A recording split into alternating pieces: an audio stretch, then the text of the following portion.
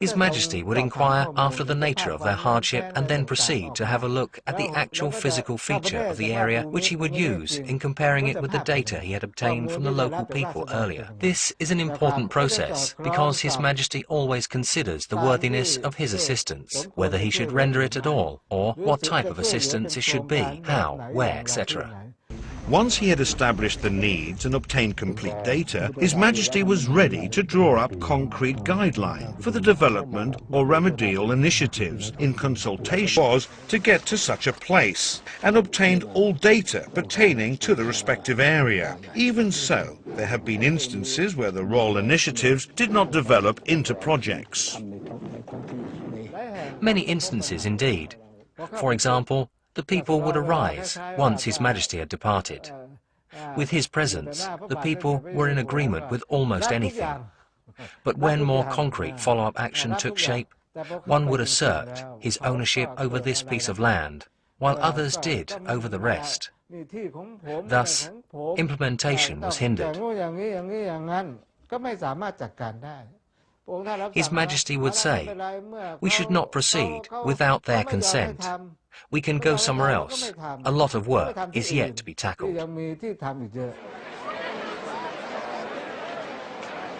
Among the large crowd of people who turned out to greet His Majesty, some proved to be quite a disturbance to the officials who were also in attendance there. Words of caution had been passed on down the line of command of those officials, all the way down to village headmen, to the effect that no petition was to be lodged with His Majesty by any of the villagers in the crowd, as the message being petitioned might be perturbing to His Majesty. Any problem at all could be solved among us. Let us talk it out locally. Most often, it was something along this line. The King quietly told me, "Please do not stand in the way if the people want to hand me a petition. No need to hold them back, because if you do, I will never know what the truth is. I am aware that what is being reported to me is not true." The King knew when he was lied to. The light of their life was appearing in person right in front of them. Here was a chance to drive away darkness in which their families had been living. As it happened, they managed to find ways to sidestep the officials and slip the petitions directly to His Majesty. From what I saw, most of them dressed in tatters, wearing shorts, with a piece of loincloth wrapped at the waist. The government people never took any notice of them. When the King came to the spot where they were waiting, they would just pull out the document concealed somewhere in their cloths and handed it over to him. Of course, no one dared to interrupt. That was how it happened most times.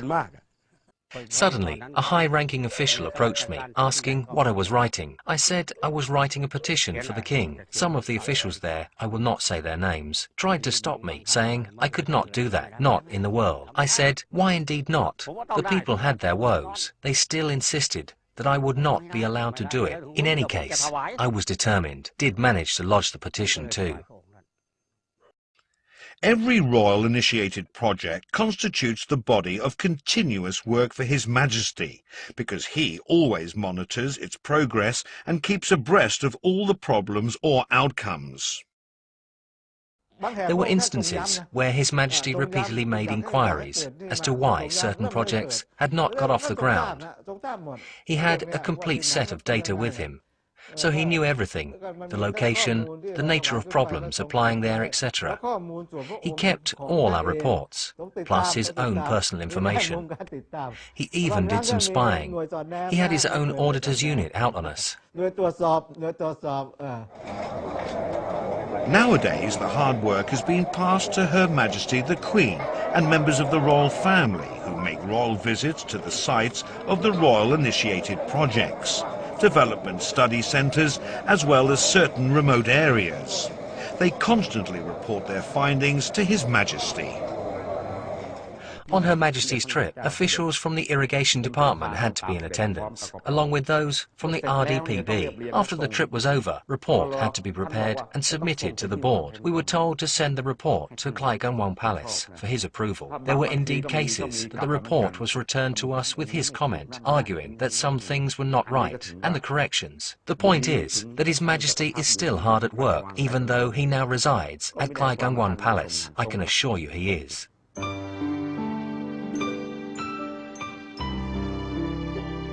2006 is the 60th year under His Majesty the King's reign.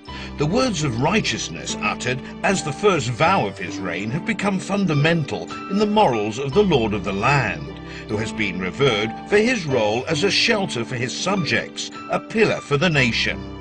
Under his rule, a lot has been learned as to how development work can thrive without the risk of losing harmony and equilibrium. On that day, 60 years ago, the love of his subject managed to hold the sovereign back. Now, more than 20,000 days later, the sovereign is still returning that love to his subjects.